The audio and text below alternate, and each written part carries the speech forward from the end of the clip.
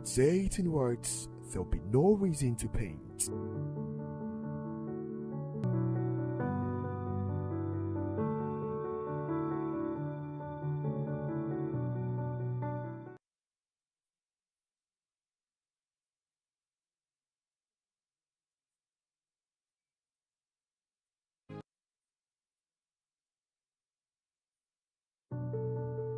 You might ask an artist to explain his art, or ask a poet to explain his poem, but it defeats the purpose.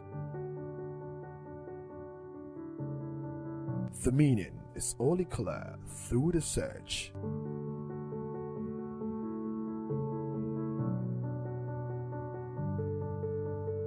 Painting is the silence of thought, the music of sight. Painting is just another way of keeping a diary.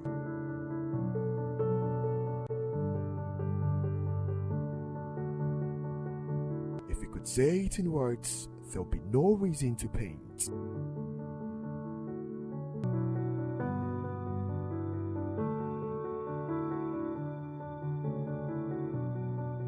Majority of you only pay attention to us after years of unremitting persistence and rejections, whilst we challenge the way it has always been done. We have made courageous decisions many of you wouldn't dare dream, forgetting you can live it when you dream it. Wake up with an idea. Research the egg out of the idea. Write a massive business plan. Raise money and create business. Wave goodbye to friends and families as your life is now your business. Stick with it, even on the bad days. Following your massive expansion into a worldwide domination, retire to your favorite highland or go back to step one and wash, rinse and repeat. The CEO's Chair, showing on GNTV UK.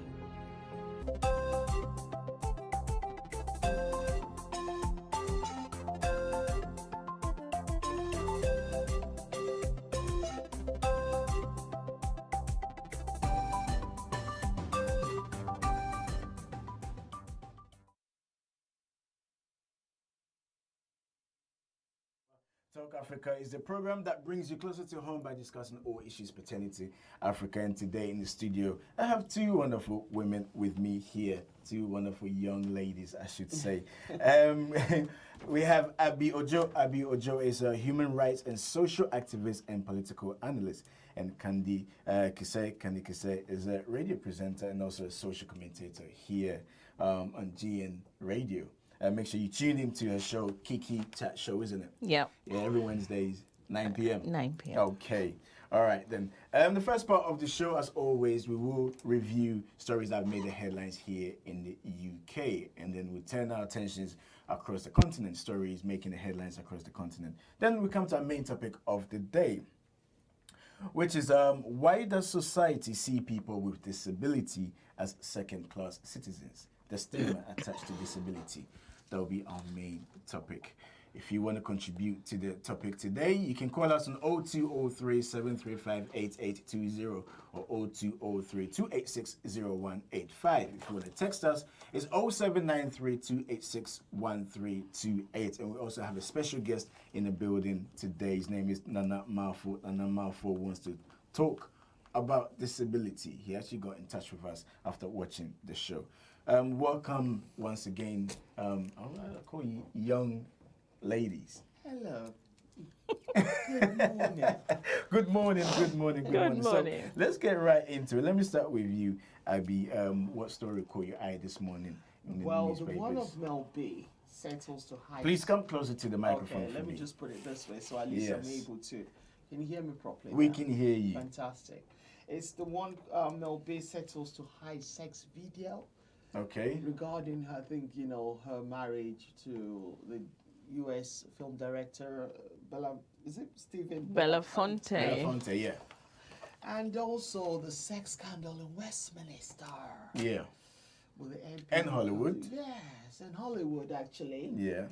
And you know what's been happening with what he committed suicide. Should he have done that? We're just debating about that before. Are you talking about the Labour Welsh minister who committed suicide? Yeah. Sad that he panicked, and from what I was told, that actually the lady who was involved in the sex scandal wasn't the person who brought up the story. It was somebody else that.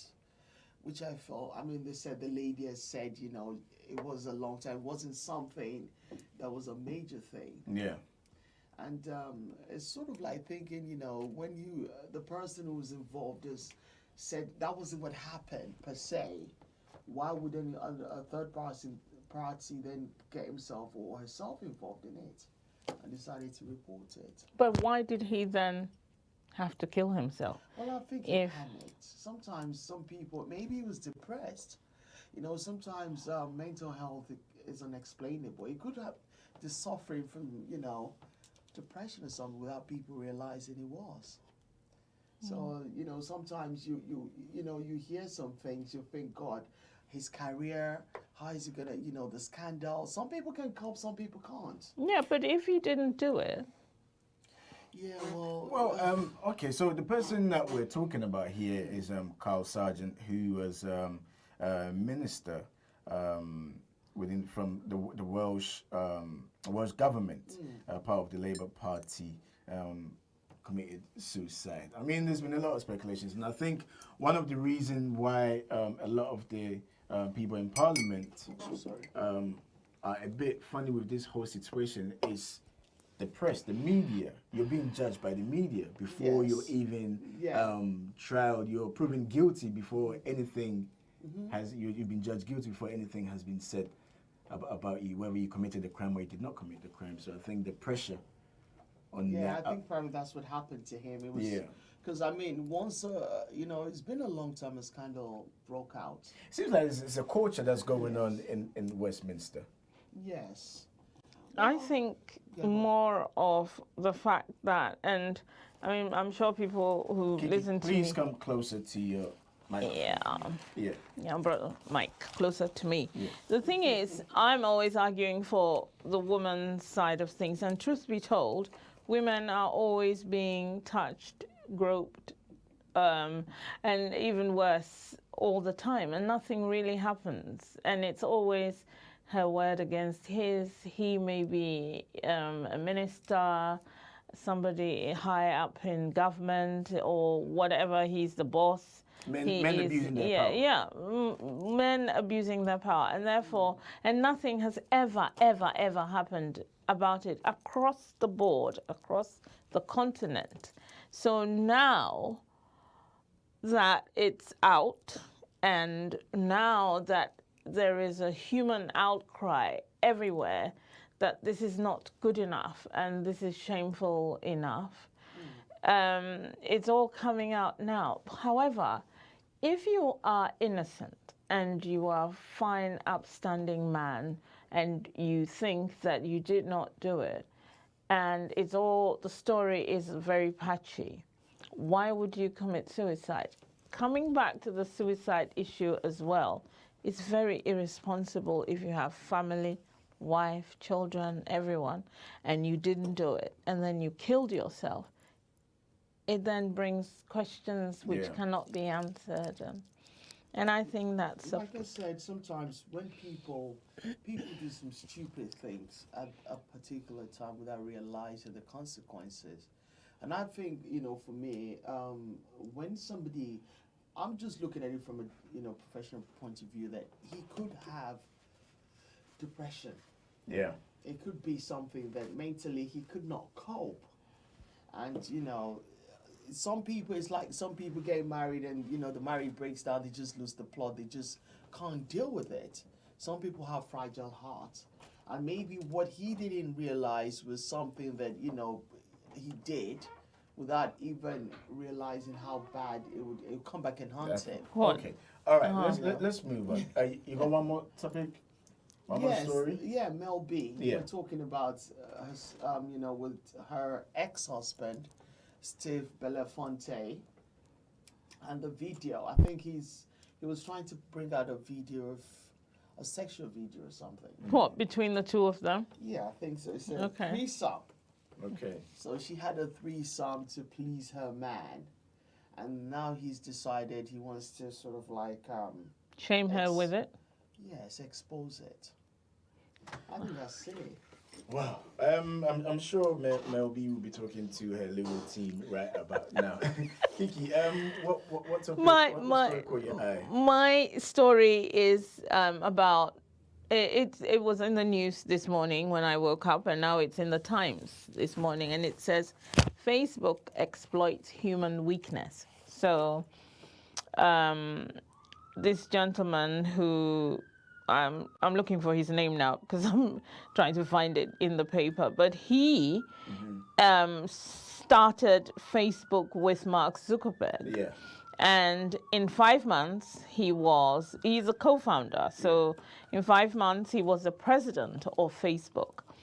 And he, after being there for a while, there was some cocaine scandal, etc. So he was sacked from Facebook. Yeah. So 2 decades later, he's now telling us how they knew that this would affect people. People will be addicted to it. It will have such an impact.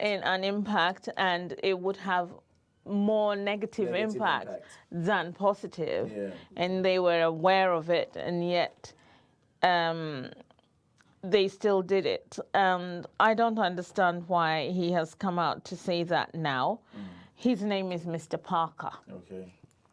And I'm a little bit cross with him because if he's coming out now, because he's not part of them and they've grown so big that he's trying to discredit, or what is his problem? What Because was he looking at when the whole thing started? yes, that you would say that now that I am corrupted with it, I am cross.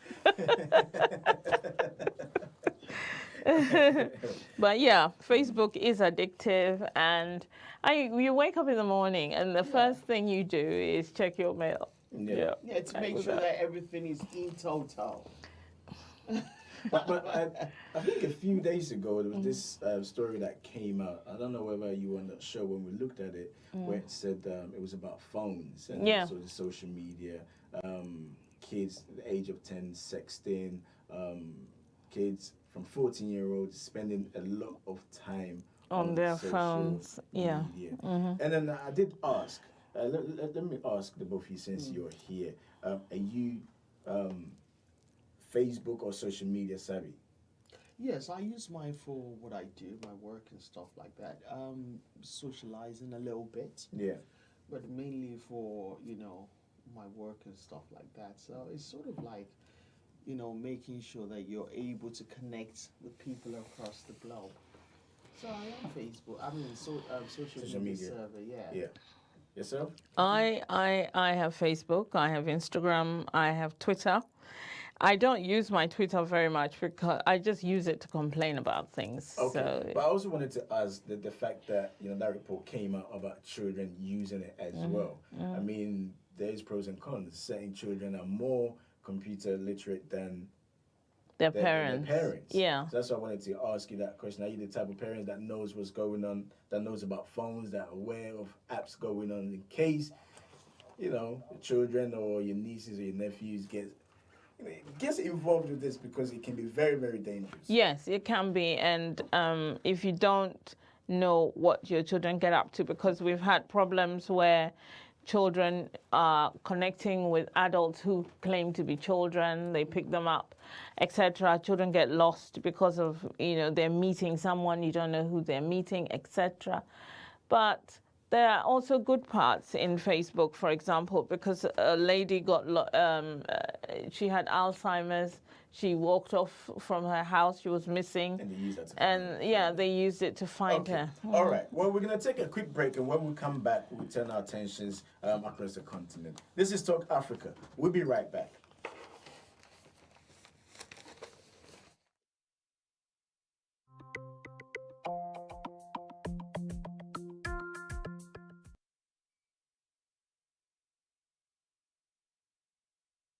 Majority of you only pay attention to us after years of unremittent persistence and rejections, whilst we challenge the way it has always been done. We have made courageous decisions many of you wouldn't dare dream, forgetting you can live it when you dream it. Wake up with an idea. Research the egg out of the idea. Write a massive business plan. Raise money and create business. Wave goodbye to friends and families as your life is now your business. Stick with it, even on the bad days. Following your massive expansion into a worldwide domination, retire to your favorite highland or go back to step 1 and wash, rinse and repeat. The CEO's Chair, showing on GNTV UK. E-News Redefined. Wondering what's going on in the life of your favorite entertainment personality? Wonder no more, because the Daily Setbit has got you covered with the latest in entertainment news, gossip, fact, rumors, and of course, some sizzling interviews. Not just that, did you know actor Jimmy Foxx's real name is Eric Malone Bishop? I bet you didn't know. On the Did You Know segment, we bring you some mind-boggling facts you might not know about your favorite celebrity. We don't only set the trend with our stories, we bring you trendy videos and images that have gone viral on social media. Your entertainment just got better. Beloved, God created man with the dust of the earth. God breathed the breath of life into mankind, so man became a living soul. It is therefore empirical to know and to understand that the earthly cannot survive without the heavenly. Faith today is designed to bring men and women of God from across the world to discuss developmental issues and current affairs backed by the scriptures and the gospels. This will enable us to have a better Ghana and a better world to live in. My name is Apostle Owahim Omaria Champon. I'm going to be your regular host. Remember, the light of God will shine. Don't miss it.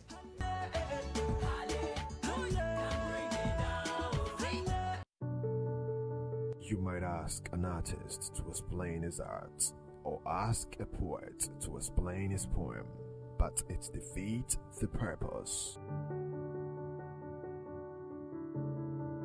The meaning is only clear through the search.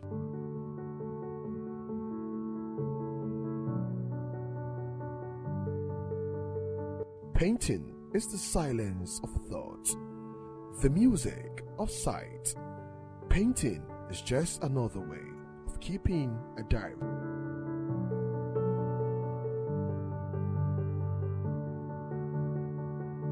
If we could say it in words, there'll be no reason to paint.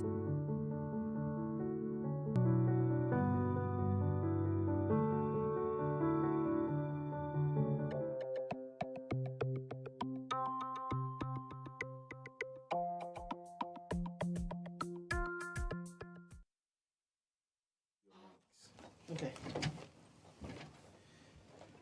Hello and welcome back to Talk Africa with me, Jones Ewa. Today in the studio we have Abi Ojo, who's a human rights and social activist and a political analyst, and also Candy Kiseo, who's a radio presenter and also a social commentator. If you just join us, a very good morning to you. Hopefully you're out of bed, getting ready to do your morning endeavors. You can listen to us live on GN Radio. You can also watch us. We're streaming live on GN TV UK on Facebook, and you can go on our Facebook page, Talk Africa. We're also streaming on there.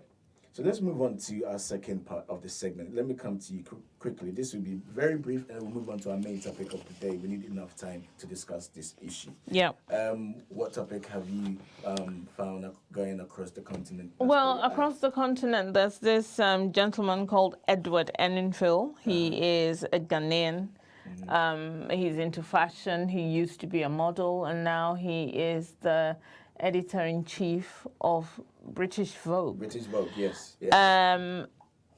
Amazingly, his first Vogue that came out, the December edition, came out yesterday. First publication. Yeah, the first one. And on the front of it is another Ghanaian girl called Adjoa something. I've forgotten her surname. But it's very interesting because, first of all, Vogue doesn't do that. Black people have hardly, and since Naomi Campbell came on about 20 years ago, we haven't really had a black person on Vogue cover, so that was very interesting. The fact that she's also a Ghanaian is even a blast. The other issue is, as you look through, because I quickly went and bought one, and as I look through the pages, there are black people everywhere. I mean, it's not just black people, but there is a balanced playing field. Yeah, of models, black and white. There was this beautiful cream toffee, black guy eating something, and I was like, oh, Jesus Christ. Okay.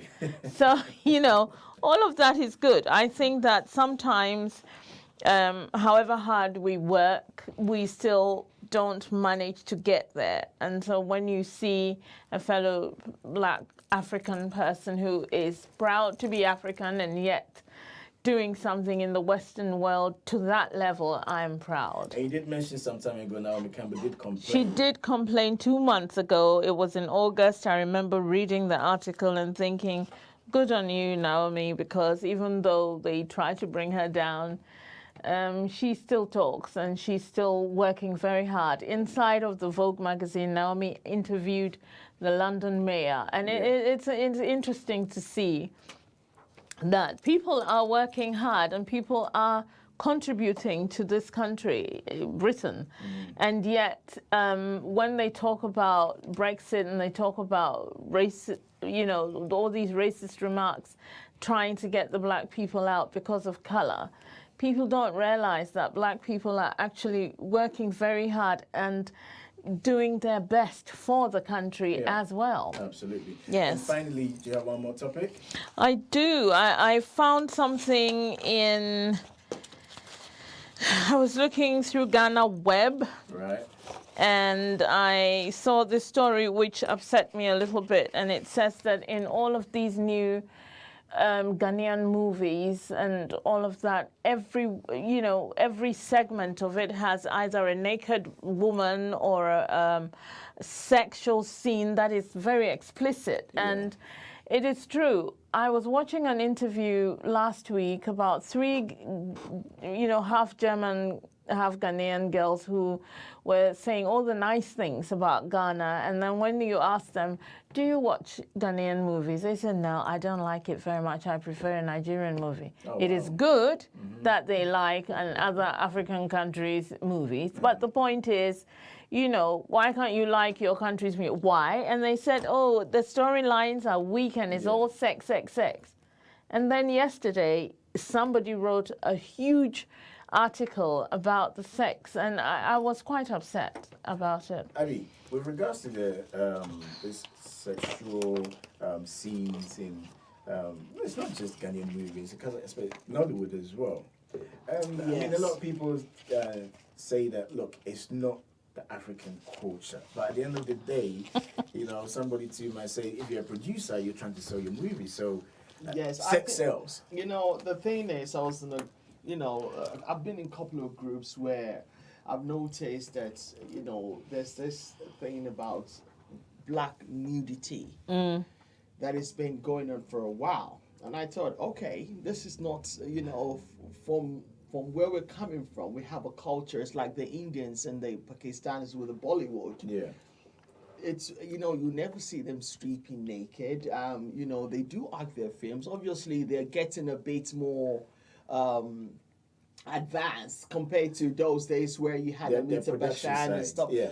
But having said that, they still have that respect for their culture and, the way that their country, their beliefs and all that stuff. So even though they're acting, and I think the same thing should go for Africans. And, you said something about people liking more Nigerian films. But for me personally, I watch a lot of Ghana films, and I think they're quite nice.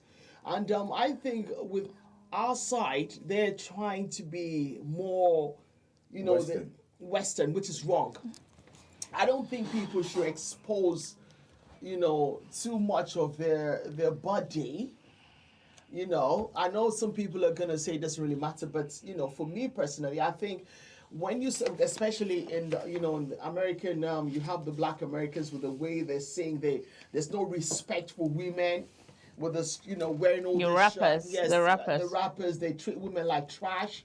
Having women half naked dancing all over the place, all in the names of that sex sells. But if you have a good storyline, obviously, and your film is quite interesting and is captivating, obviously you will sell. And it depends on how you market it as well. And the kind of like, obviously you're not going to continuously have a positive film. Sometimes you get the right film at the right time, sometimes you don't. So I think, we need to sort of like come out of that copying attitude and try and focus on having the culture, because we should be proud of who we are as Africans.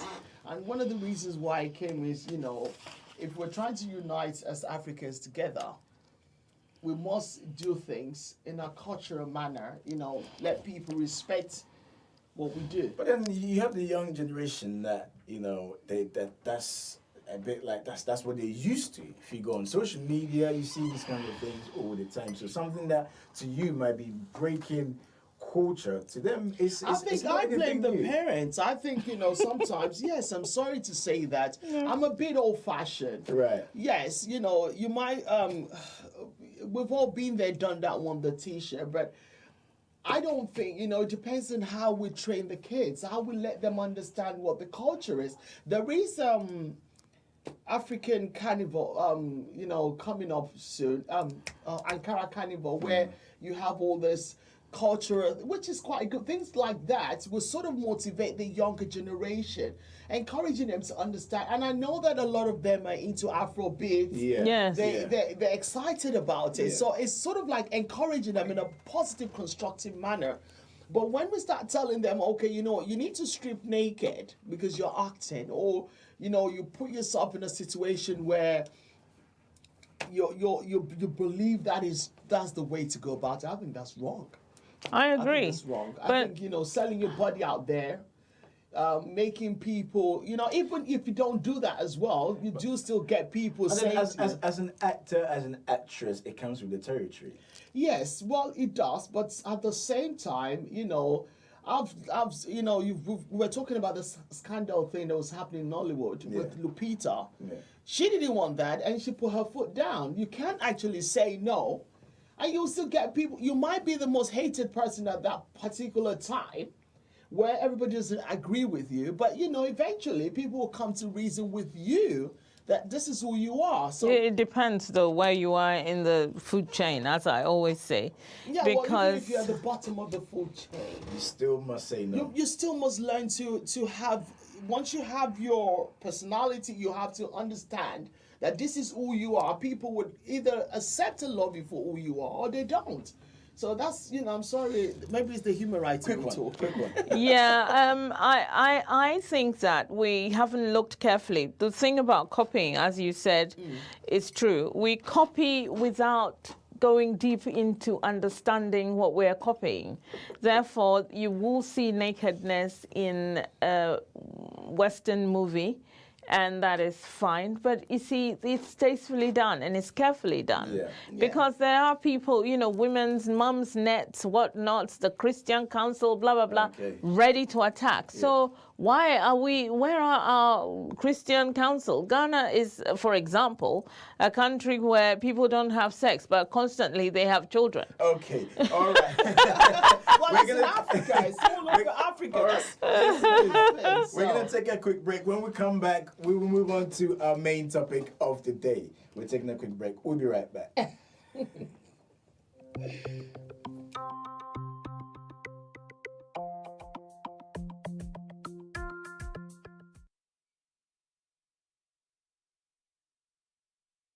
I love social media. I mean, I am social media. So I've decided I'm going to hijack your screens for the next 60 minutes as we surf through your Instagram, Snapchat, Facebook, Twitter, and all of it. The key is to listen, engage, and build relationships. Social media is not just any media. It means fun and connecting to your favorite personalities online from any part of the globe. And when I say fun, I mean real fun. FNN Social. You might ask an artist to explain his art, or ask a poet to explain his poem, but it defeats the purpose. The meaning is only clear through the search.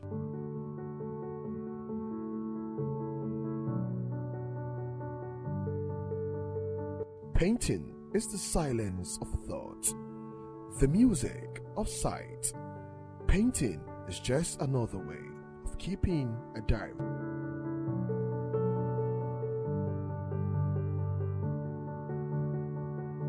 If you could say it in words, there'll be no reason to paint.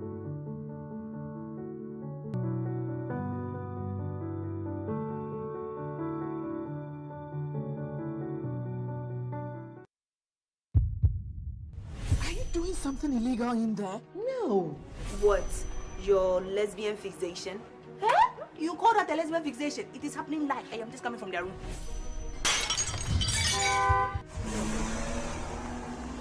Rama, this cannot continue. We cannot continue hiding our true feelings. Hey, why are you locking the door? He who carries the load knows his weight. So what do we do now? We bang on the door till she opens it. What the hell is going on? We just came out of that room and what we saw there didn't even come close to two women. You know, sometimes the trap doesn't catch the prey you set it for. Why Solombi? These girls are becoming troublesome. Are we supposed to tell our clients to wait so we go buy shampoo? We deliver to our clients irrespective of our challenges. I shall be back. You won't get rid of me so easily.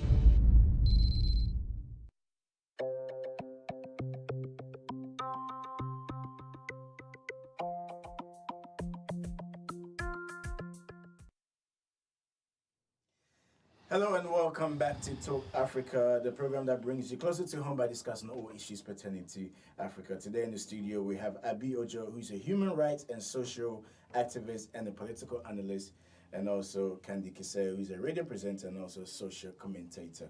Just to remind our viewers and listeners that we are streaming live on Facebook, so go onto our Facebook page, GNTV UK, you can watch the live stream. And also we're on GN Radio, DAB across the UK, Astro TV across Europe, and also on TuneIn, GN Radio, you can listen to us. So I keep saying it and I'll keep saying it. There's no excuse, okay? We would like to hear from you. If you want to call into the studio, the number to do so is 0203-735-8820 or 0203-286-0185. If you want to send a text, it's 0793-286-1328.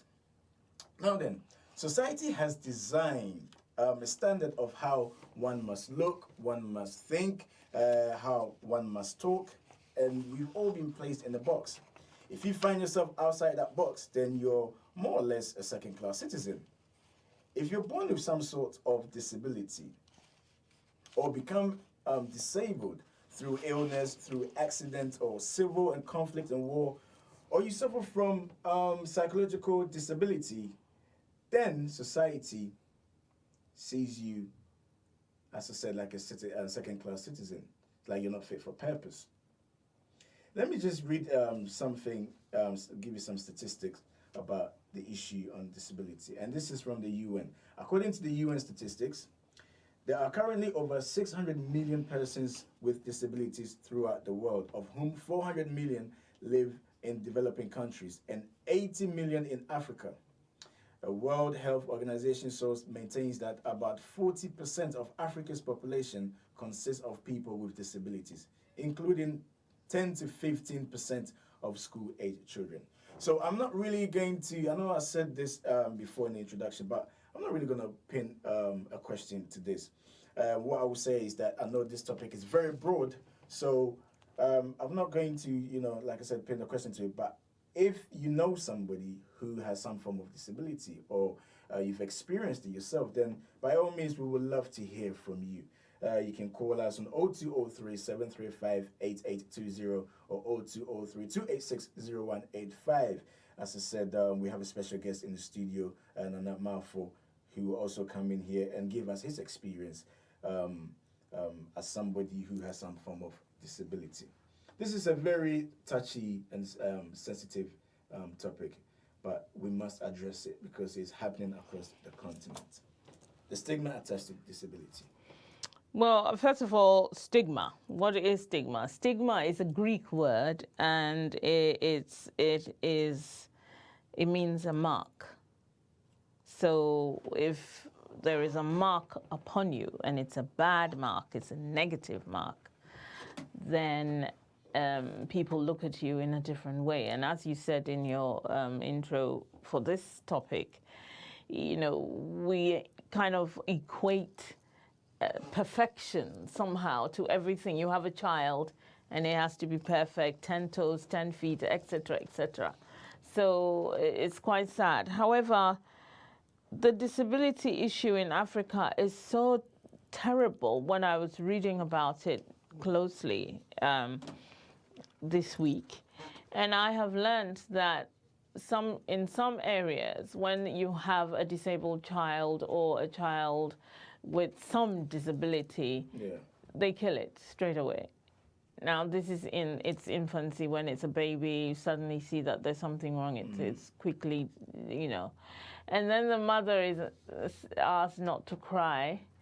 She's aware that there's a problem. Sometimes they may tell her that the baby was stillborn, knowing very well it wasn't. Right. But then sometimes they also say things like she's aware, because sometimes you notice the disability as the child is growing. So they say things like, you must not cry, you must detach yourself, because that is the only way that you're going to have another child. But that's case one.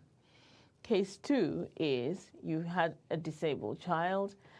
There's so many reasons why people have them, some illness, something or other. Yeah. And then they tell you that the gods are upset with you, you must have committed adultery, you must have, you know. So continually, it's the woman's fault. So this is why you've had this. So this baby then is your punishment. Some will make you keep this child so that you continually are reminded of your misdemeanor, or the child is still taken and killed and, you know, given back to the river that it came from, or et cetera, et cetera.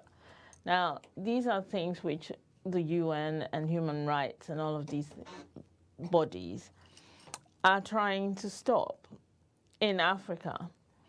But my concern is how far have they gone? Because if from your statistics, 40% in Africa, of which 10 to 15% are children, that is a big number. Yes.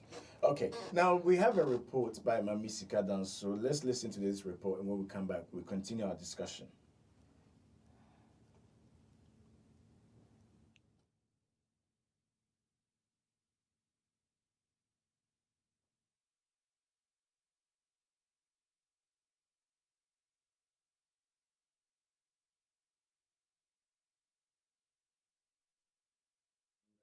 Technical issues trying to play that report. We will definitely play it when I get the go-ahead that is back. Okay, now you've touched on a lot of things I wanted to talk about. So okay, let me hear from you, Abby. The stigma attached to disability as a human rights activist. Yes, and apart from being a human and social, you know, commentator and stuff, I've always campaigned.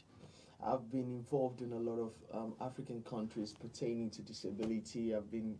Please come closer to your microphone for me, and then just speak up a little bit. Okay, so I have been, you know, involved in this. This is something that has been a passion of mine. I also have a show called Facts of Life with Abilities. You know, I mentioned it earlier on, and I've addressed the issues in the past regarding disability, stigmas that people face, and it's still an ongoing issue, like you rightly said. And having said that, having to sort of like create awareness, educate people, encourage others to understand that, you know, being a disabled person or having a child with disability, it's not the end of the world, because what normally happens is, once, like you rightly said, some women are made to feel as if it's their fault, forgetting about the man. And, you know, I had a lady recently who came on my show. She has an NGO in Nigeria, Amaka Awogo, her name was, and she was talking about this particularly, even though I was sent information regarding a child who's got autism. And what had happened was her husband, she had worked so hard in America, came back, and, you know, the husband ended up marrying his, I think is it her housemaid or something? I can't remember what the story was, but she had taken up this issue, and, you know, it's getting the man to actually do something for his child, but he's sort of in denial about the child's disability. Yeah. And he's left her to deal with it, making her, renting her homeless, and, you know, other people trying to help. And this is what happens, that most of the time, from my background of, you know, what I do, I get a lot of this from people who, you know, we tend to campaign about it, we talk about it, we create the awareness, but still, some people believe it could happen to you, not happen to me. Yeah. But, you know, your generation might skip it. Probably it's the second generation that will end up having a child who's got disability. Yeah. So saying that, you know, you can't really say that it's never going to happen. It's preparing your mind mentally and emotionally on, okay, if it happens, how do I cope? And many people can't. Some people, I'm very happy that a lot of Africans are now coming out with pride to say, you know what, I have a child who's got a disability. Yeah. And, you know, there's nothing wrong with it. Maybe because they're in the Western world, but in Africa it's a different thing. I had another lady, I've forgotten what her name was, but she was on my show. She's an American, and she's been doing a fantastic job in Ghana.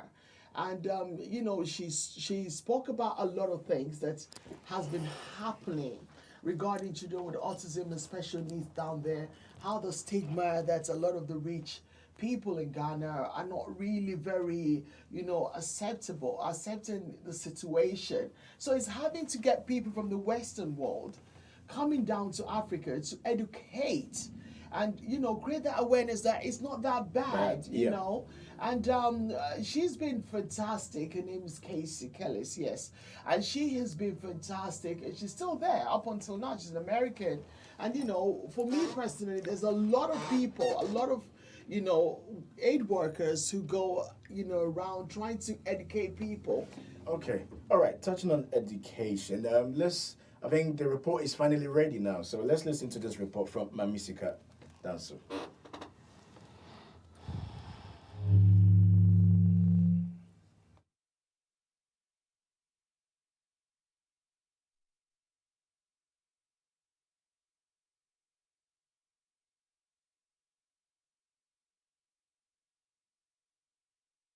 Okay, maybe not.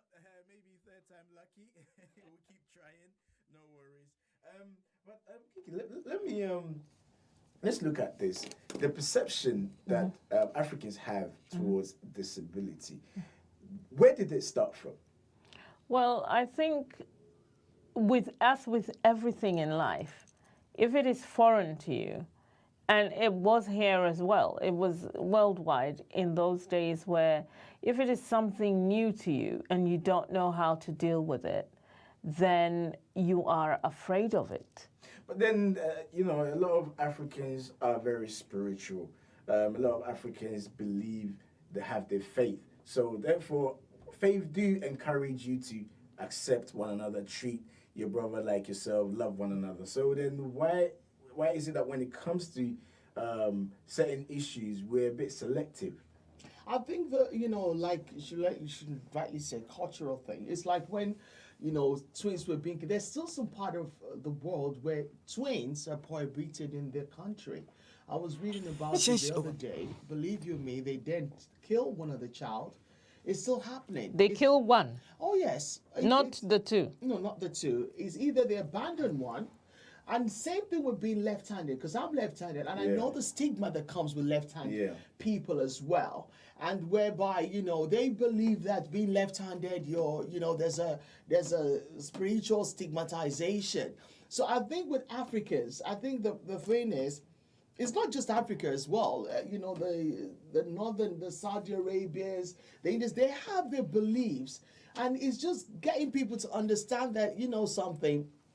In the Bible, Judge chapter 3, verses 15 talks about a left-handed man helping, the Israelites. And they don't talk about that. They say the left hand and the right hand is, because Jesus is sitting on the right hand. And, that's another topic entirely. But what I'm saying is, when it comes to, things like that, it's just people's mentality and belief.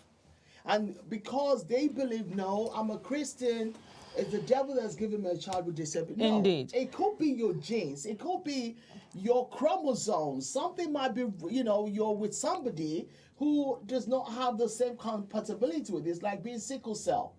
When you're AS and you're with an SS, you would have a child who's got SS. Let's touch on it. We're about to go on the break. We've got a few minutes to go on the break. I must admit myself, because I like to be honest, and hopefully our listeners and viewers will appreciate that.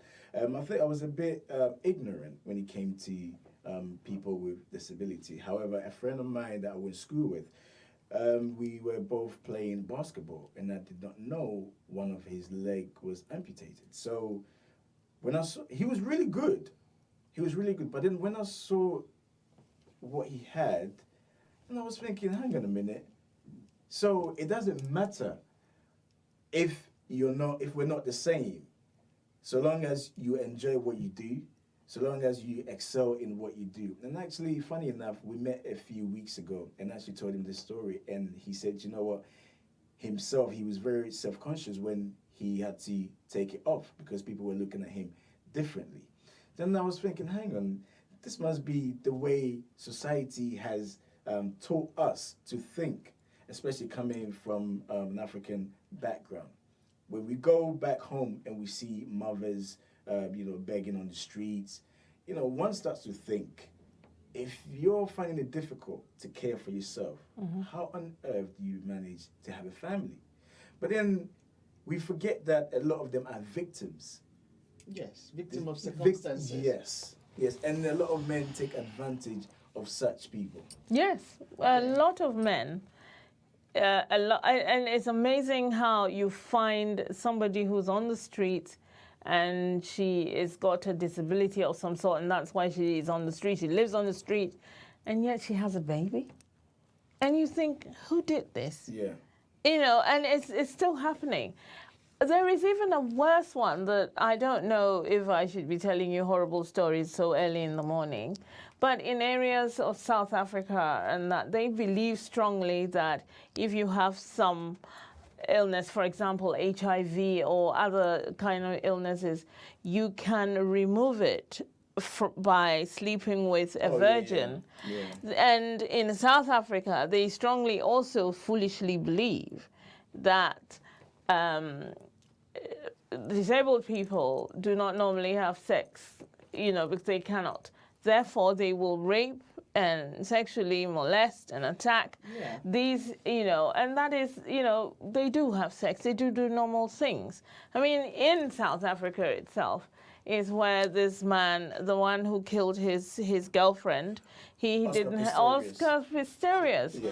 Now, there are different ranges of disabilities, though. There's somebody who had a disability later on in life. Yeah.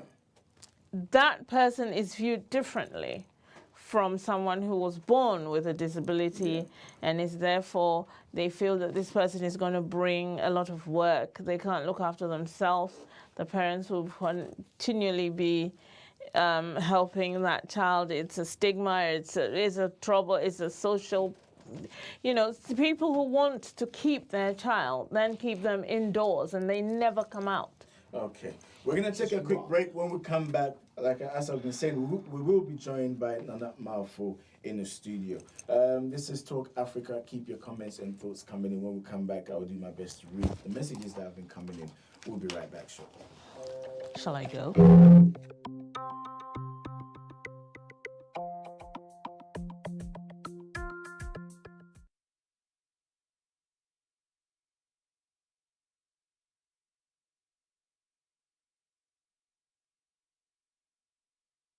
Beloved, God created man with the dust of the earth. God breathed the breath of life into mankind, so man became a living soul. It is therefore empirical to know and to understand that the earthly cannot survive without the heavenly. Faith today is designed to bring men and women of God from across the world to discuss developmental issues and current affairs backed by the scriptures and the gospels. This will enable us to have a better Ghana and a better world to live in. My name is Apostle Owahin Omaria Champon. I'm going to be your regular host. Remember, the light of God will shine. Don't miss it.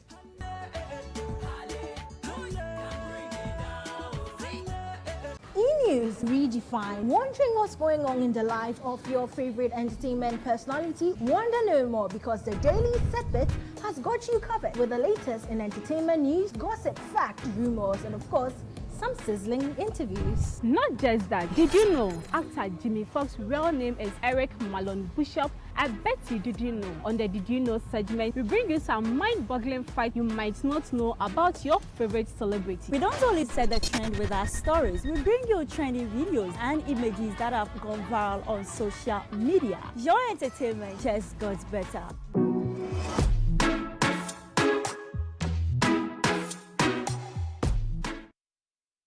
I love social media.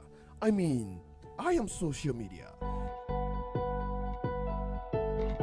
So I've decided I'm going to hijack your screens for the next 60 minutes as we surf through your Instagram, Snapchat, Facebook, Twitter, and all of it. The key is to listen, engage, and build relationships. Social media is not just any media. It means fun and connecting to your favorite personalities online from any part of the globe. And when I say fun, I mean real fun. FNN Social. Majority of you only pay attention to us after years of unremittent persistence and rejections, whilst we challenge the way it has always been done. We have made courageous decisions many of you wouldn't dare dream, forgetting you can live it when you dream it. Wake up with an idea. Research the egg out of the idea. Write a massive business plan. Raise money and create business. Wave goodbye to friends and families as your life is now your business. Stick with it, even on the bad days.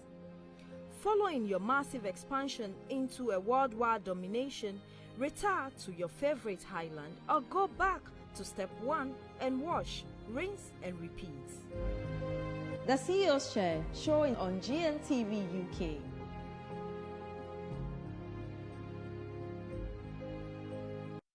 I love social media. I am social media. So I've decided I'm going to hijack your screens for the next 60 minutes as we surf through your Instagram, Snapchat, Facebook, Twitter, and all of it. The key is to listen, engage, and build relationships. Social media is not just any media. It means fun and connecting to your favorite personalities online from any part of the globe. And when I say fun, I mean real fun. FNN Social.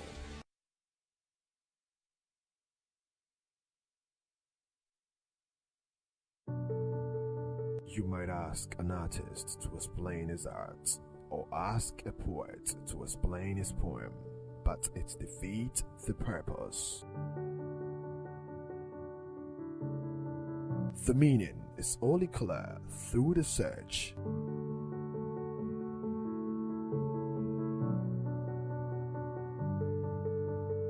Painting is the silence of thought, the music of sight. Painting is just another way of keeping a diary.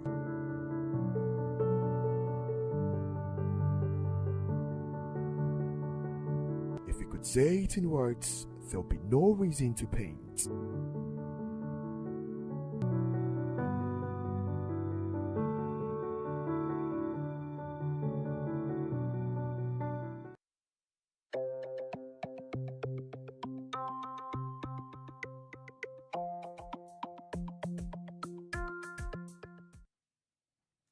Welcome back to Talk Africa, the station that brings you all issues pertaining to the continent Africa. I'm joined in the studio by Nana Marfo. Nana Marfo.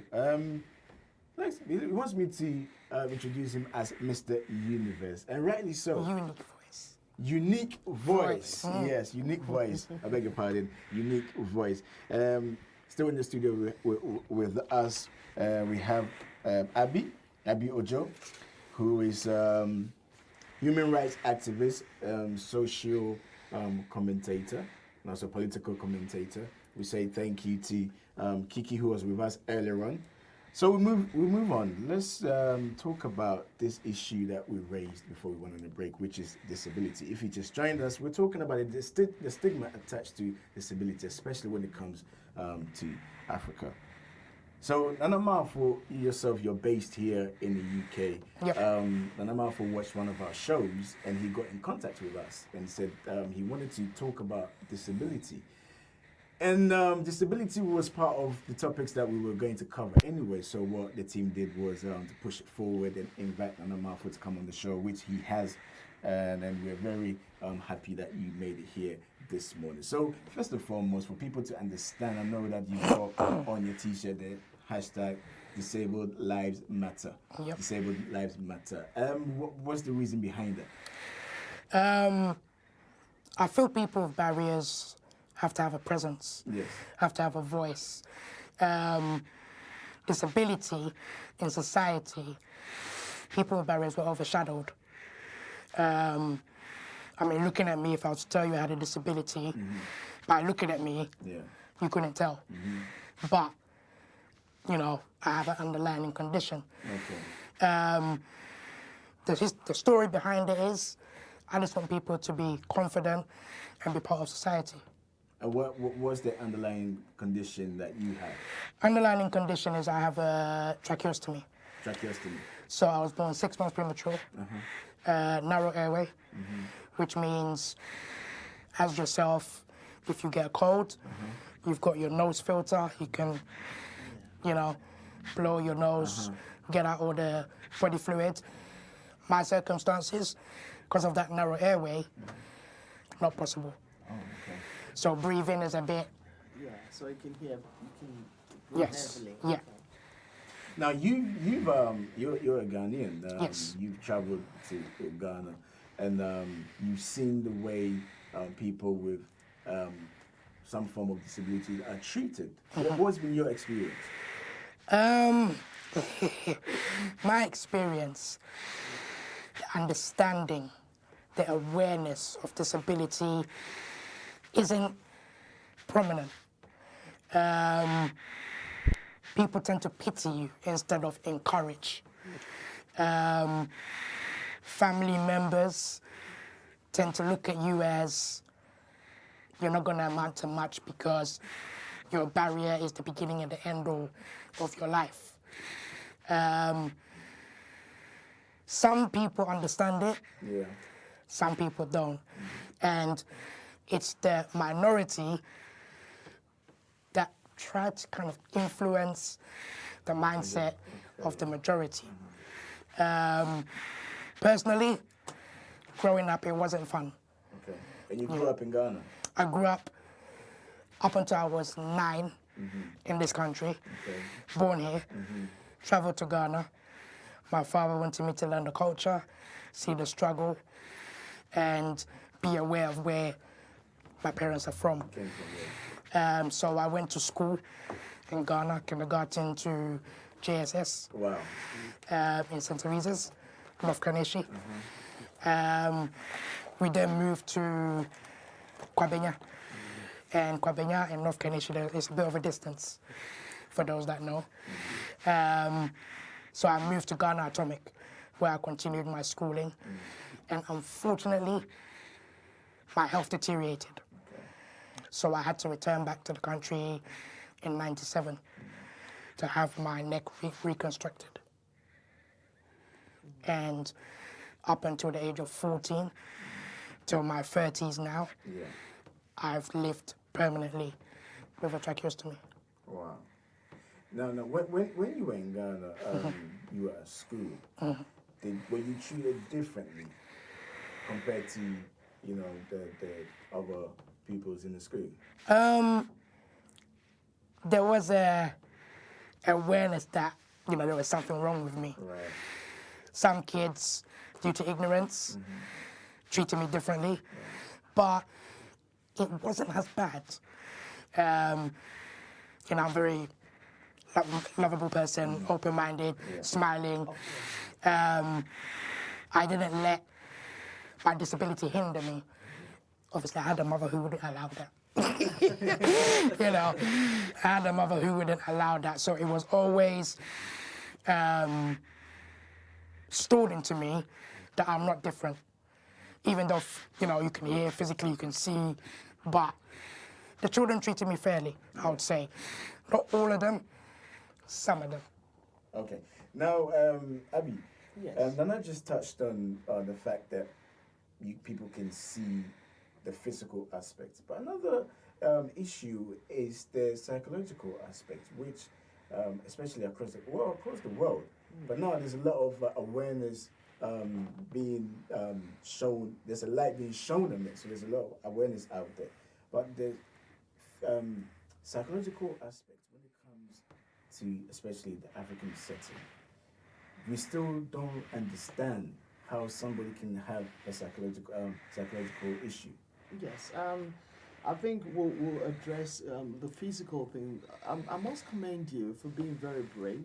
Thank you. For being very, you know, confident.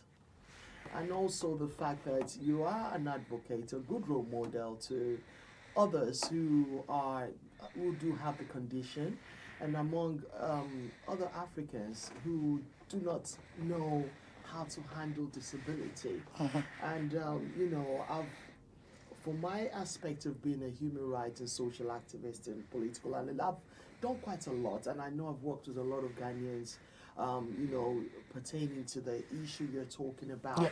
Yes, coming back to the psychological and mental aspect, where we have things like, when we have the autism, you have the, you know, Asperger and all the stuff where people just see the physical. The physical, it's okay because sometimes you're able-bodied, but it's just sometimes it's the bottom of the health issue.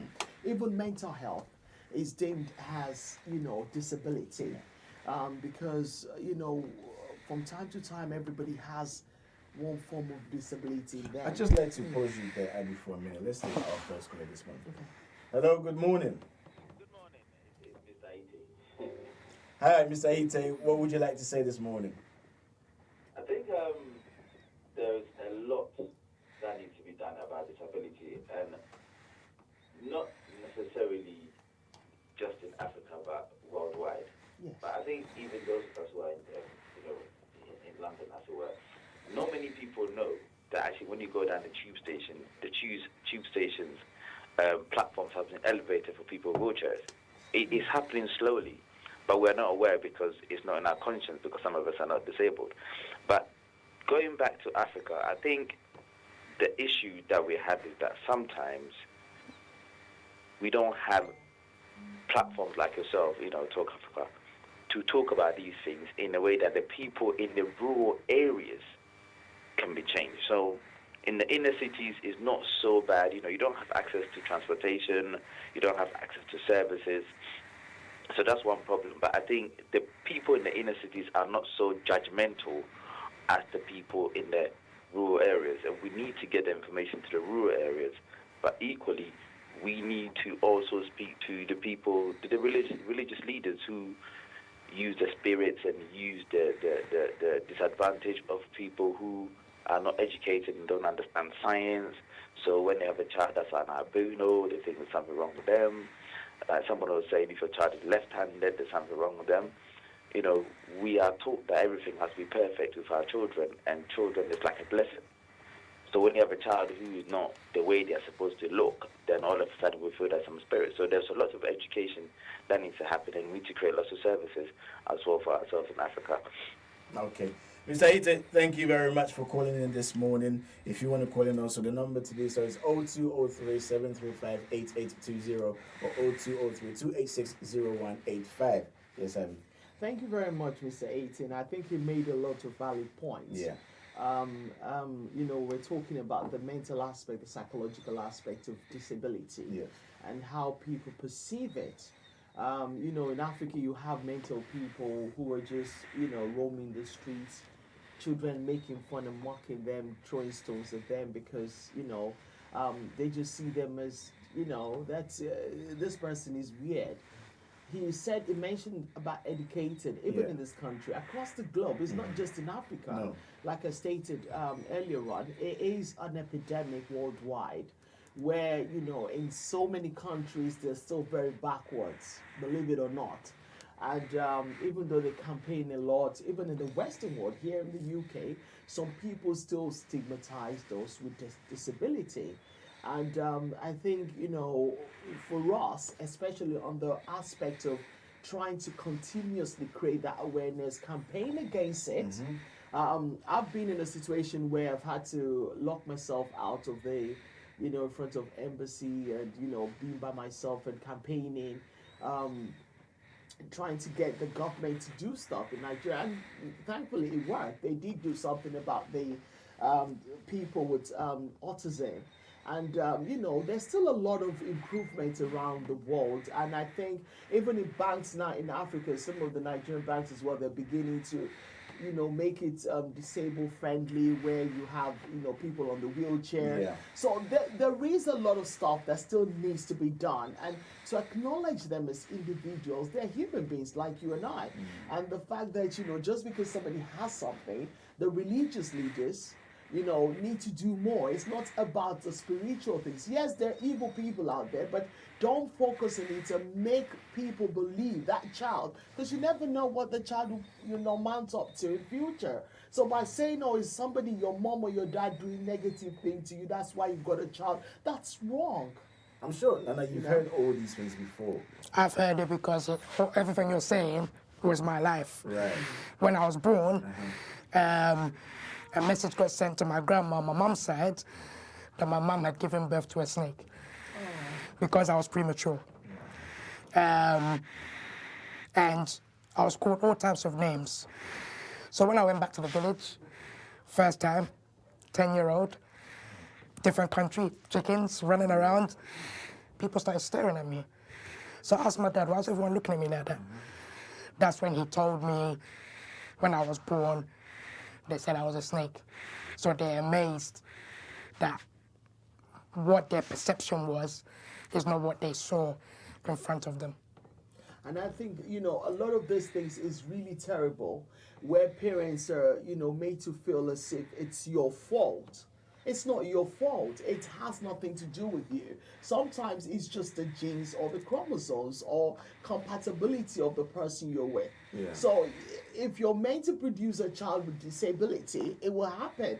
Whether it's a premature child, whether it's a child with autism, whether a spinal bifida, or, you know, it will happen. So there's no need for us to make it look as if, oh, it's that person's fault. Don't blame anybody. You know, be proud of your child, because I think with children with disability, when you show them love and you sort of like make them feel important, you bring out the best in them. Absolutely. And, you know, at the end of the day, they will mount up to be something in life without with or without your help. Absolutely. Like Nana Malfoy right Of here. course. I mean, even with my circumstances, people assumed I wouldn't go to school, I wouldn't go to uni.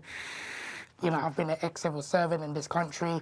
Fantastic. Who would have thought I would have got to that? Yeah. You know, one thing my mom's always said, if a child hasn't finished growing yet, never judge them. Yeah, exactly. On that note, we'll take a quick break. When we come back, we will delve more into the discussion. This is Talk Africa. We'll be right back. Are you going along?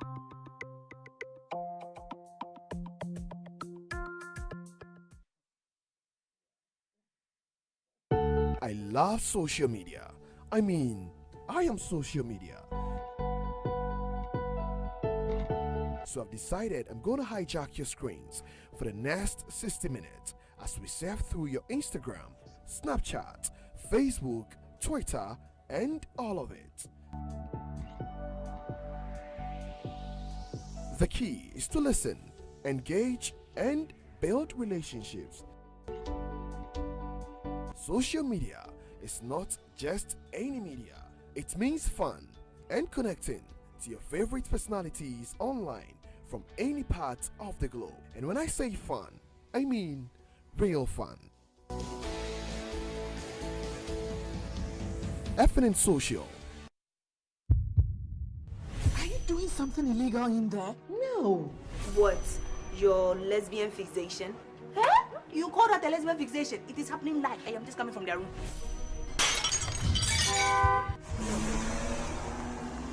Rama, this cannot continue. We cannot continue hiding our true feelings. Hey, why are you locking the door? He who carries the load knows his weight. So what do we do now? We bang on the door till she opens it. What the hell is going on? We just came out of that room and what we saw there didn't even come close to 2 women. You know, sometimes the trap doesn't catch the prey you set it for. Why Solombi? Charlie, these girls are becoming troublesome. Are we supposed to tell our clients to wait so we go buy shampoo? We deliver to our clients irrespective of our challenges. I shall be back. You won't get rid of me so easily. You might ask an artist to explain his art, or ask a poet to explain his poem, but it defeats the purpose. The meaning is only clear through the search.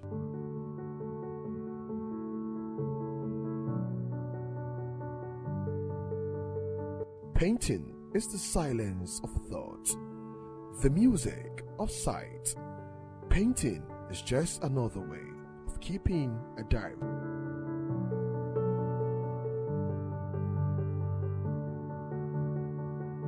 If you could say it in words, there'll be no reason to paint.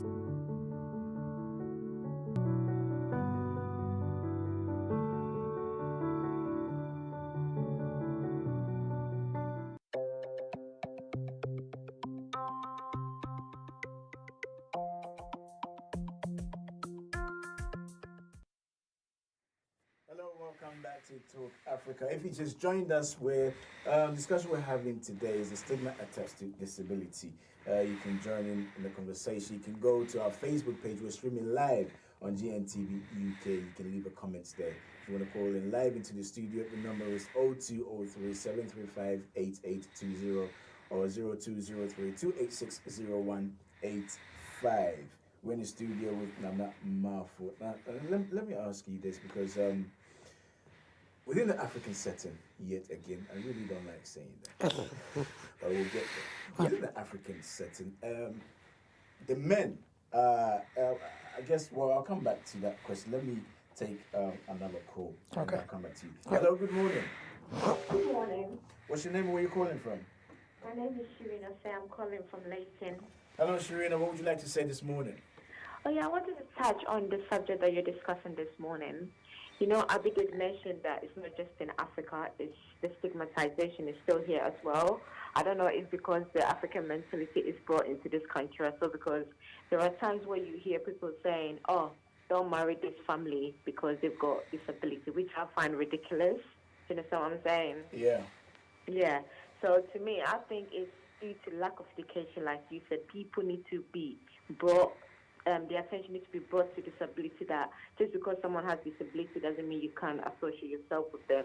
They need to be educated because people still lack understanding of disability, which is quite sad. So that's Fantastic. What I Thank you very much for calling in this morning. You can also do so on 0203 735 8820 or 0203 286 0185. Now, when you were born, what was the situation like of growing up?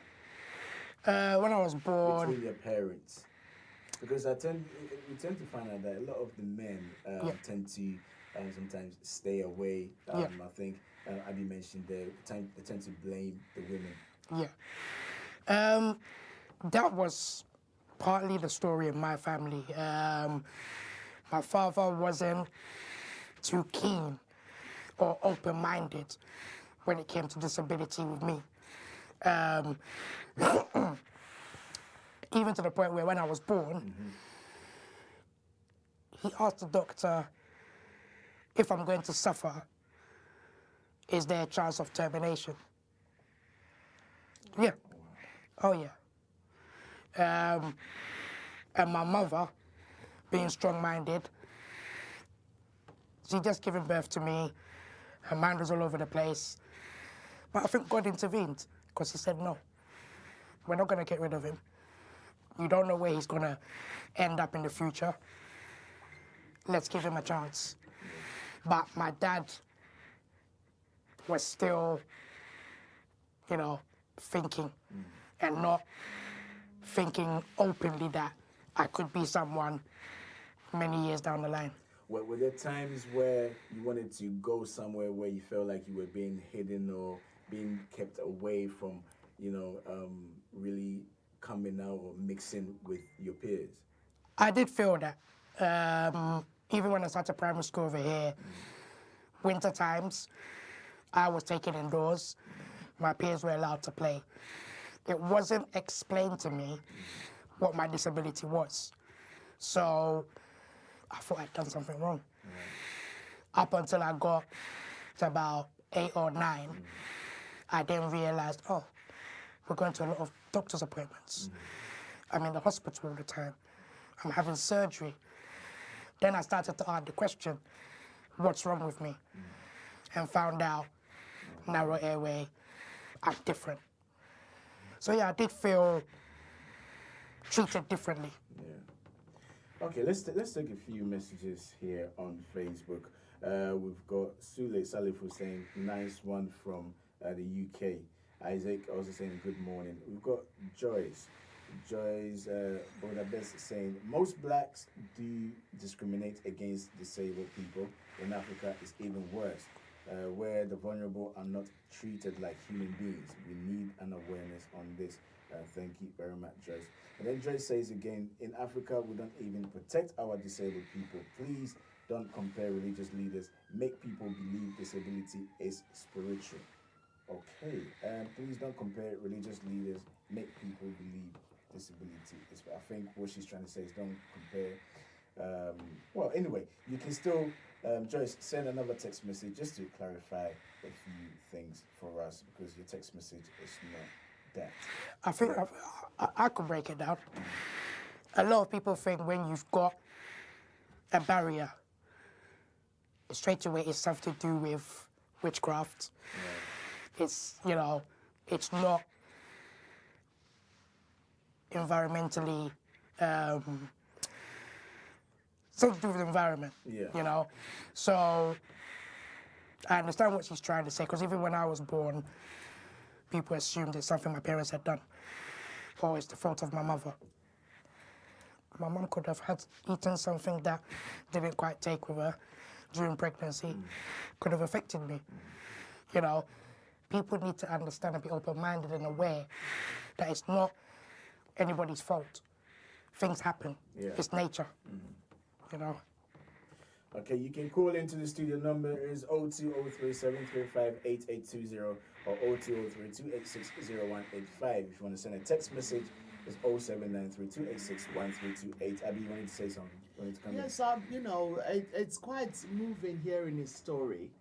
And basically, most times it's the mothers, you know, as a mother myself, and you know, when a situation like that happens, your first instinct is to protect your child. But with men, they sort of like panic and they focus on the fact that, you know what, they're in denial. And they just think, no, it's not me, it must be her.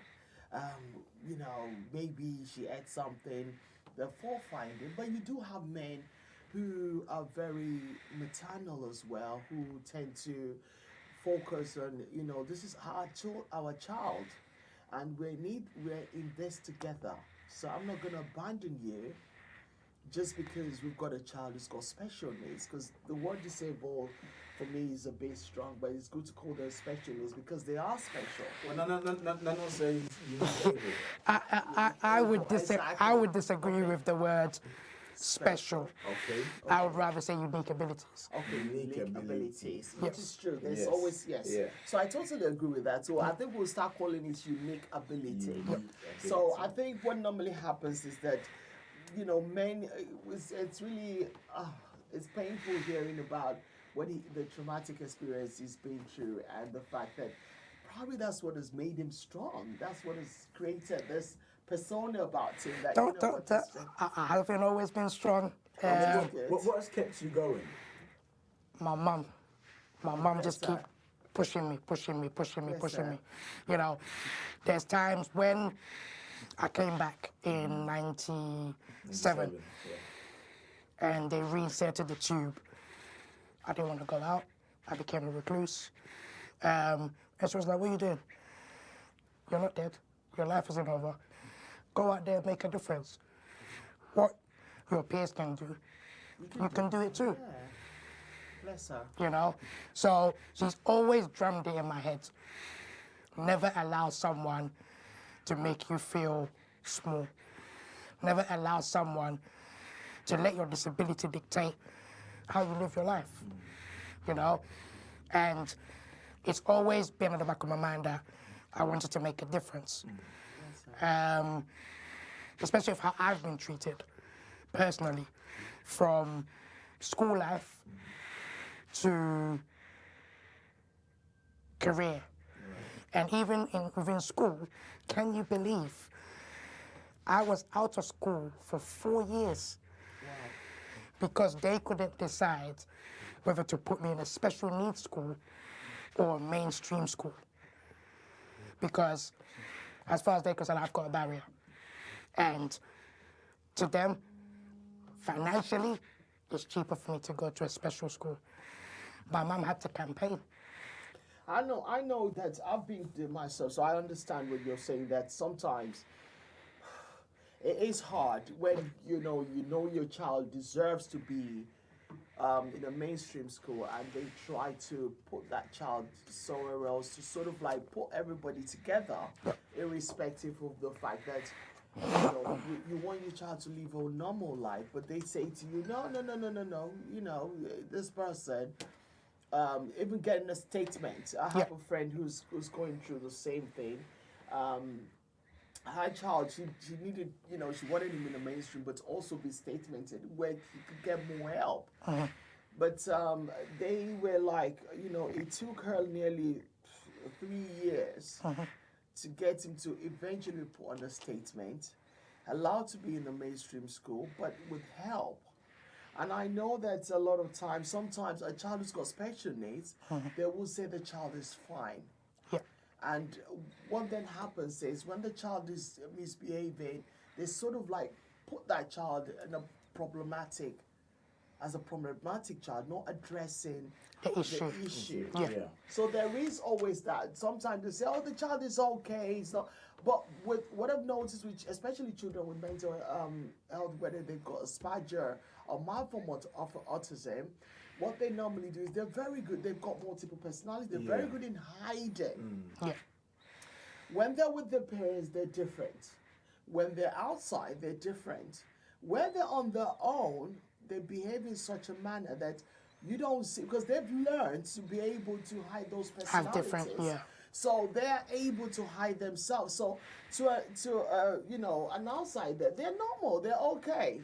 Because they've been trained to do that to their parents. No, my child is not doing all that. But then what normally happens is, without you making sure that they are statemented, and if you don't allow that to happen, if they get into trouble, they will not be dealt with as somebody unique ability. They will be dealt with as somebody who's on a normal level, who knows what they're doing when they don't. And I think a lot of these things is also happening with, you know, people with the adulthood as well, who have grown up in that situation. So it is a lot of issue where you have the ones that need help, they don't get it. The thing is, it's quite surprising that from my childhood till now, things haven't really progressed in terms of the school educational side. And to find that even as a person with a barrier who wants to work, there's struggles there as well. Exactly. Let me just come in, because let's talk about community cohesion. When you go to, for instance, religious places where the community that we're in, we tend to meet. You tend to realize that if a parent has a child with some form of disability, let's say, for instance, the child is autistic, you tend to realize the parent is really, really harsh on that child, simply because the perception that people have of their child. With somebody like that, what would you say to such a person? With a person with a child who's got autism? Yeah. Well, with autistic children, they have some children with autism have attention deficit hyperactive disorder. Yeah.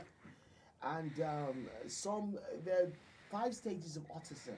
You have the Asperger, you have the low form, you have the real high IQ where they can't really do much. Yeah.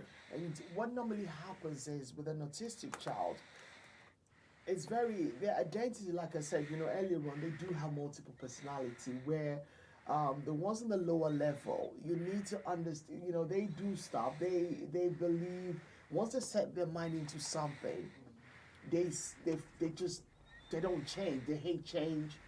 They sort of focus on it. And when you have a parent whose child is autistic, because of the aggression some of the children have, some of them grow up to be very aggressive because they're frustrated. They want to talk, they can't do stuff. Yeah. And also, they do give them medication. Some of the medication numbs them mentally, where they can't do anything. But at the same time, it sort of kills their, their mojo, their motivation. Yeah. They become really, because they're very hyper. Yeah. Now, dealing with an autistic child, it is very difficult, believe it or not, especially if that child is on a high spectrum. And they need to talk about it. They need to come out. They need to let people understand. This fantastic group, where, which I believe in Africa now, a lot of people are beginning to talk about autism. A lot of parents are having children with autism. And they're able to communicate with others who are in similar situation. How do they cope with this? How are they supposed to do this? Any suggestions? How did you cope with yours? Mine is doing this. And I think, having that group is helping a lot of people to understand, I'm not alone. Yeah. And by doing that, when you have a child who's got, you need to find others who are in that situation, helping you. That, look, you've got a young child who's got autism, maybe an older child, you've been there, so you can help the person who's just discovering, Well, growing up in Ghana, it wasn't until I came here and I realized a few of my friends could possibly could be autistic. And I mean, what they went through at the hands of the parents were unbelievable, because they always seem to be doing what they're not expected to do. Yeah. We've seen that here. A good friend of mine went to one event where she saw a boy who was, she said you could tell the boy was autistic, but the way the boy was being handled by whether his carer or his dad or the uncle was unbelievable. Because what it is, even with me, you can hear my breathing is loud. Yeah. When I used to be with my father in public, he'd be telling me to control my breathing. Because he doesn't understand that you can't help who you are. Yeah. Saying that, I remembered, I talk about this left-handed, and I think I'm still trying to address, because I've done quite a lot for left-handed people. It's the same thing, the stigma. I remember when I was growing up, I would be bitten pop, and a lot of people became ambiguous because they're left-handed, but the brain functionality is on the left. But because of that, they would say to me, oh, use your right, use your right. Yeah. And it became such a, I was bullied and victimized into, and I used to think, every time they gave me something, subconsciously, I would put that because that's me. That's not, I didn't ask to be born that way, but the way it's been perceived that you're doing something wrong because you're not using. Because to them, it's not their normality. Exactly, because if you people tie wrapper or something, you tie it on the right side. But I tie mine, if I'm going to tie my wrapper, I tie it to the right. While those with right hand tie this on the left. So when people see me with, they say to me, oh, why are you tying your wrapper? And I'm like, I'm left-handed. Why would you ask me? That's society. We're going to take a quick break. When we come back, we'll continue with our discussion. You're listening and watching To Talk Africa. We'll be right back.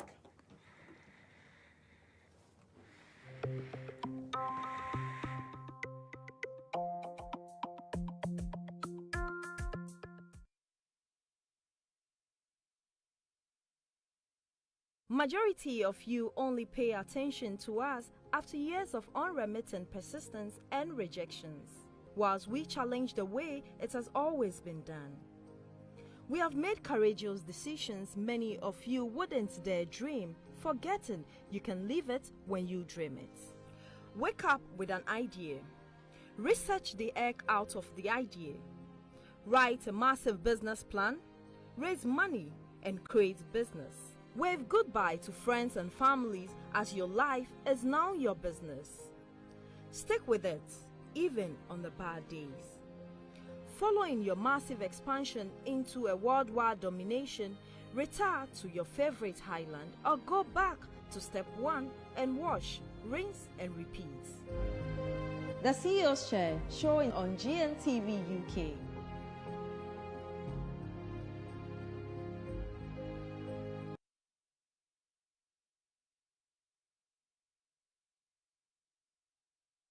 I love social media.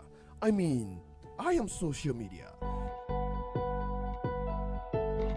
So I've decided I'm going to hijack your screens for the next 60 minutes as we surf through your Instagram, Snapchat, Facebook, Twitter, and all of it. The key is to listen, engage, and build relationships. Social media is not just any media. It means fun and connecting to your favorite personalities online from any part of the globe. And when I say fun, I mean real fun.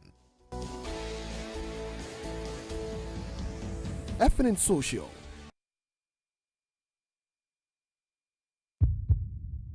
Are you doing something illegal in there? No. What? Your lesbian fixation? Huh? You call that a lesbian fixation? It is happening live. I am just coming from their room.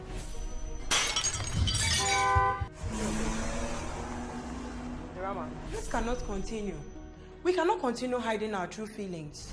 Hey, why are you locking the door?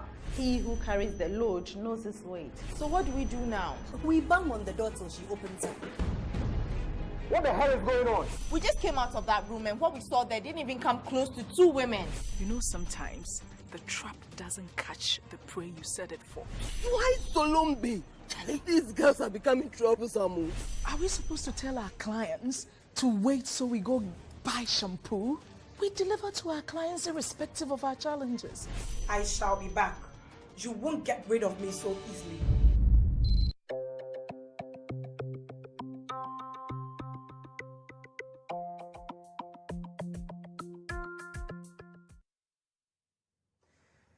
Hello and welcome back to Talk Africa with me, Jones. In the studio we have Nana Malfo, who has a unique ability. I think we all need to change our terminology. We don't like disability or special needs. It's a unique ability. Exactly. It's unbelievable to have him here in the studio as an honor, and also what he's doing, what he's achieved. Is mind blowing, and we appreciate you coming to join us in the studio today, Nana. Thank you. So let's come back to you. What? Because I know that I've seen a few clips that you've done. You've been out on road talking to people, asking them questions. I've seen the clip that you did by yourself. What led you to come out to say that? Look, I want to raise awareness. It started with my career. I noticed when I started working, I wasn't being treated or given the equipment I needed to do my job efficiently. Okay. What do you do, if I may ask? As it stands now, I'm trying to help disabled people get back into work. Okay. But what I'd done prior was just a general civil servant in different departments. So I wasn't getting the tools to do my job efficiently. And every time I asked for adjustments or stuff to enable me to work, there was a block. Oh, we'll see what we can do, or we'll try and help. It's until I started to get, can I say annoyed is the word? Yeah.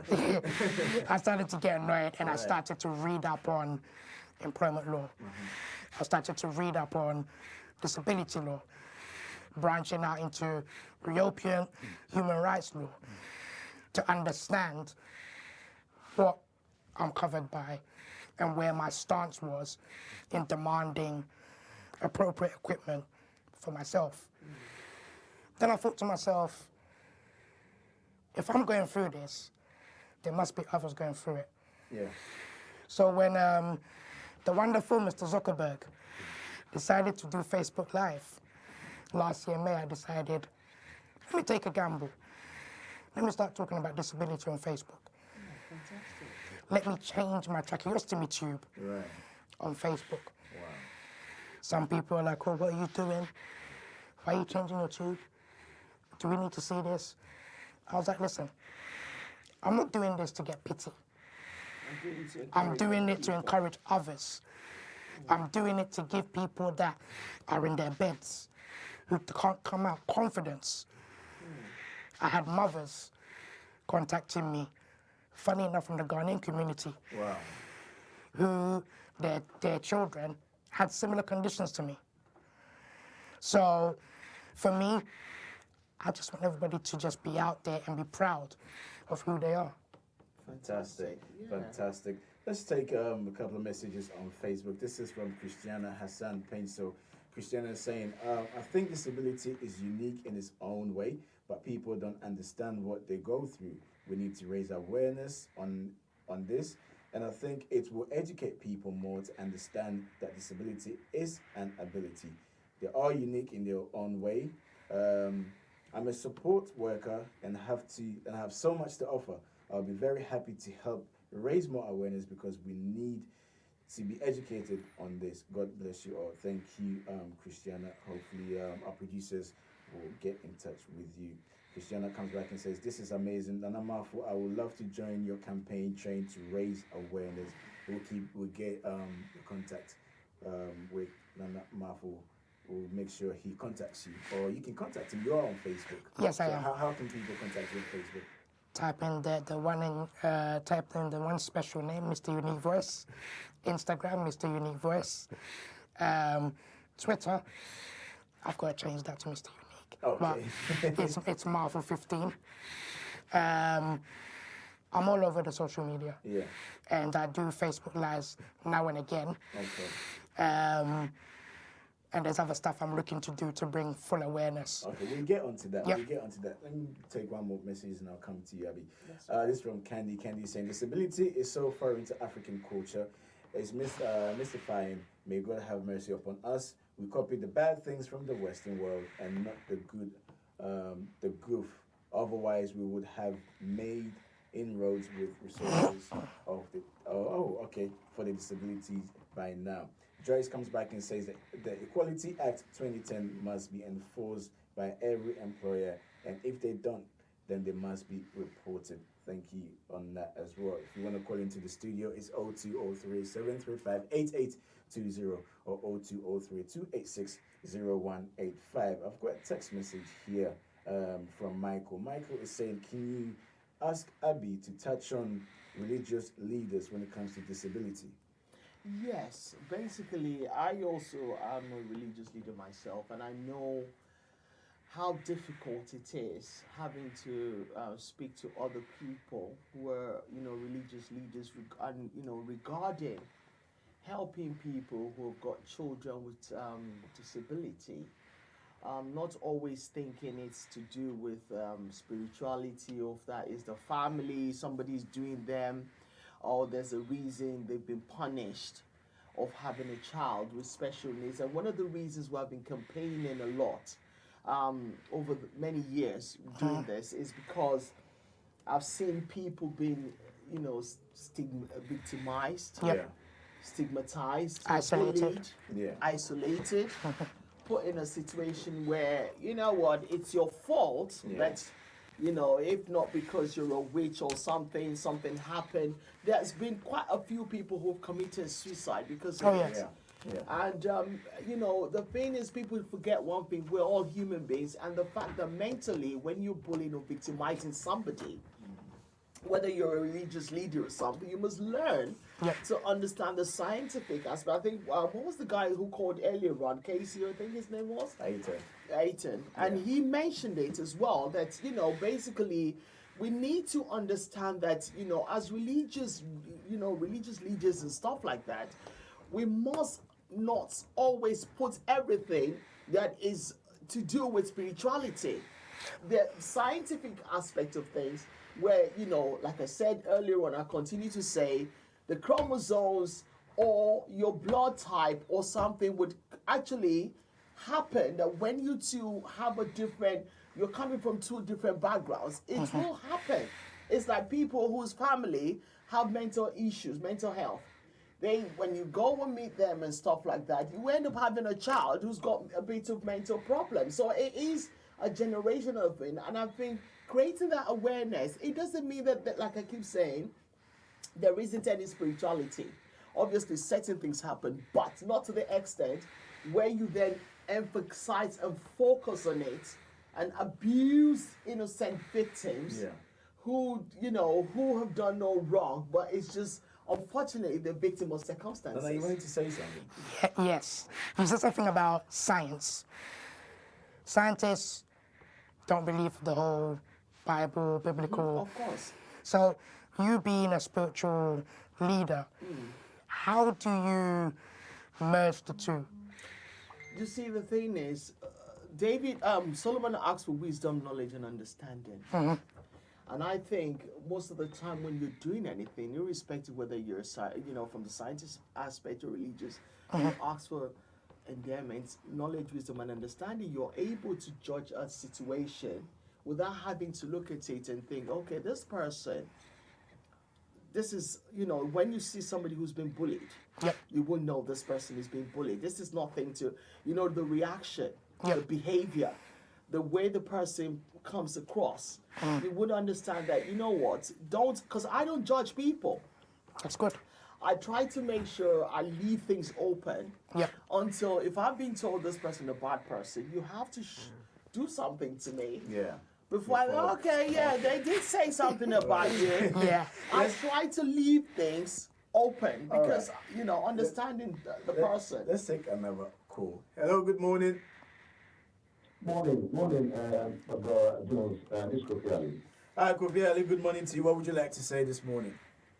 Yes, reception is very poor today, so we are not hearing most of what is being said. No, we can hear you. All the same. I wonder whether the problem I'm talking about, Africans in general, whether our problem is the understanding of politics and democracy. I think so. I don't know, because the issue we are talking about, all what we are talking about is we can do this and we can do that. Is that not true? How to solve problems. We're talking about the stigma attached to disability. Yes. The stigma is a social problem. Yes, it is. It's a medical problem. It's a scientific problem. Politics, if I may ask. The politicians have come to tell us what they can do. That's why we voted for them. So that they will use our tax to address the problem. Yes, that's true, but on the social level as well, as a community, there's a lot that we need to learn as a There is people no as well. separate community from the state. The state lead and everyone else's follow. So what we are doing here is, if we have my brother, one person, who is mentally sick, it's a social problem, all of us.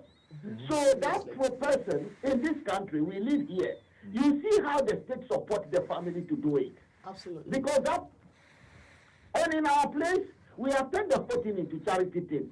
And then everybody will come and be giving an idea. Yes, we know the idea. We have voted for people. If we know why we voted for them, then we realize that we are not voting for them to come and be sharing a bag of, Congo of rice for us to eat after voting for them. We voted for them to deal with the problem. What is the allocation to that place? Okay. What is happening? Why do we have beggars on the street? I think my These are the things we should be talking about. say something. To the caller. Yeah. I understand you're saying it's a social problem, but people make society. Yes. And the mentality of an individual corrupts how others see disability. Yeah. If one person is a bad prawn and everybody listens to that bad prawn, it's our duty, or me as a disability activist, to show you why you need to think differently. So until the mindset changes, we can huff and puff and say we want change, but if people don't start standing up and saying, I'm different, but I'm able, we're gonna have this debate all the time. Yeah, I agree with Kofi, believe it or not, to a certain degree, to what he's saying. And I think politically, I remembered, like I said earlier, when I did campaign a lot, where I had to chain myself to the front of the embassy to deal with, unique abilities people. And I remembered, it was basically getting them to understand that there's some things, because I went to Nigeria a couple of times and I realized there was a lot of stuff that was not done. And I wasn't very happy. And I went, on the situation where I campaigned a lot. Yeah. And I joined forces with other people who were over there as well. I had my NGO and stuff. So what I'm trying to say is that I understand what he's talking about. Having leaders that are supposed to be doing something for the people. You need to implement, once you've got a constitution under democratic ruling, you must give the people who've got special needs their rights. But if you have the people there and they're not doing what they're supposed to do, they should be pulled up on it. But the thing is, the people in power don't understand disability themselves. Yeah, this is what we're saying. But you see, it is the duty of care of those that have been put there to actually educate. They need to educate themselves first. Hold on, obviously, Okay. yes, they educate themselves. But believe me, I'm talking of experience here. You need to make them understand that, okay, fine, you need to know that there's certain things that is in your constitution that needs to be implemented.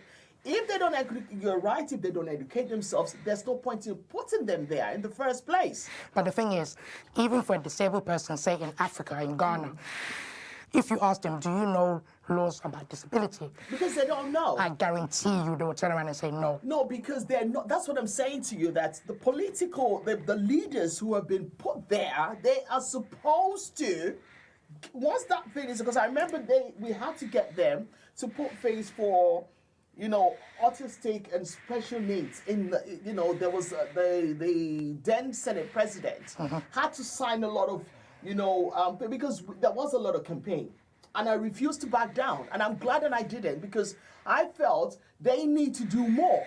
And I'm still doing it. But in order for them to do more, the society needs to come together to be able to This is put what them we're on saying. pressure Yes. on the leaders to do more. What they normally say is this, and I've heard this so many times, is that they're minorities. Yeah.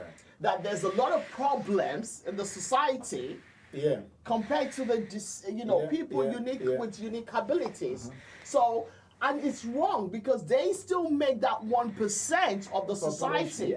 And there's no reason why they should be segregated, because there's no, you don't have, what's the word I'm looking for? You're looking at them as if, okay, they just list all the priorities. No, they're part of the society, because many of those people that you actually think are not going to do anything, might up being those ones that will help the society to grow. So you can't, it's like saying the less privileged as well, they're not doing anything. So I remembered, it took me a long time to get them to do something. And I'm still campaigning against it, because for it as well, to make sure that they are still, and this is one of the reasons why I'm here, because, in Africa, it's not just in Nigeria, it's not just in Ghana. It's Cuts an across. epidemic, Yes. especially in West Africa, an epidemic.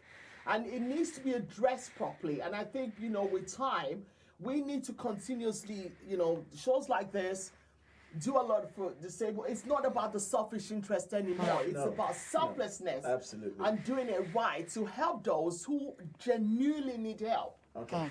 Nana, I've got a few minutes left for me to wrap up. Let me dedicate that few minutes to you. If you can let us know what you've got coming up in terms of trying to raise awareness and what it is that you're trying to achieve. Well, trying to raise awareness. Basically, as you saw a clip of me walking the streets, I want to be doing that, speaking to people in the community, different parts of, not just where I'm from, Lewisham, but other boroughs. You're really from the ends. I'm really from the ends. Yeah. I want to go to different disability areas, unique ability areas. I want to bring awareness to people, like do motivational speaking. And I want to go to Ghana and do a documentary. Because I feel in Ghana we think being blind is the only disability. We don't look at other disabilities that are out there. There's more than just blindness. And I want people to be aware.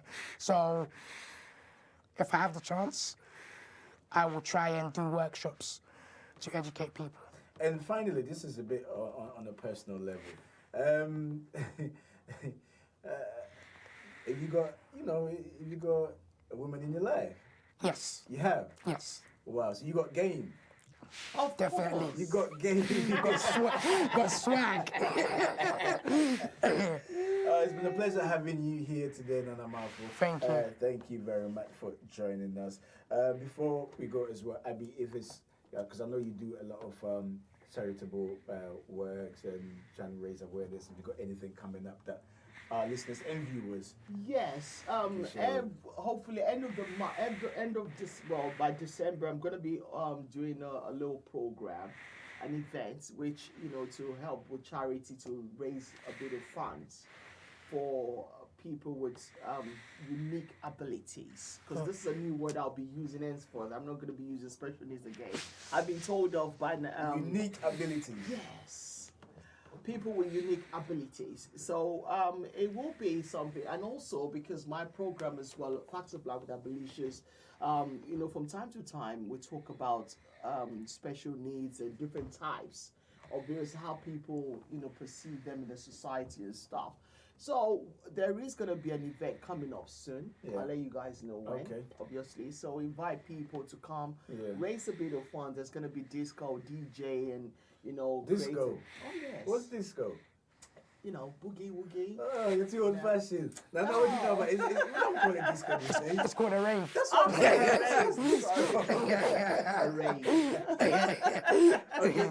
In case people want to get in touch with you, if you can let people know once again your Twitter handles and your social media platform.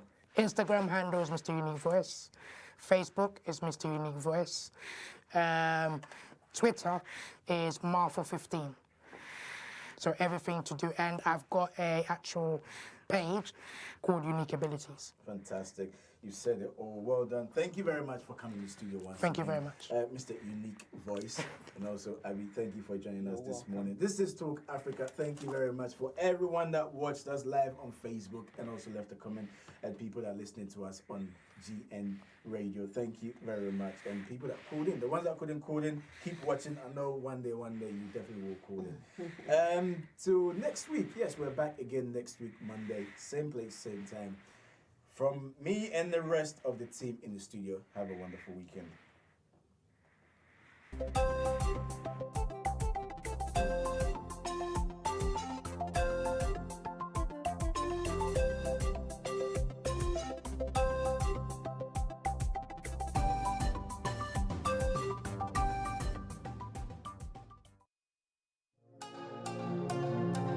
This program is brought to you by Pay Global.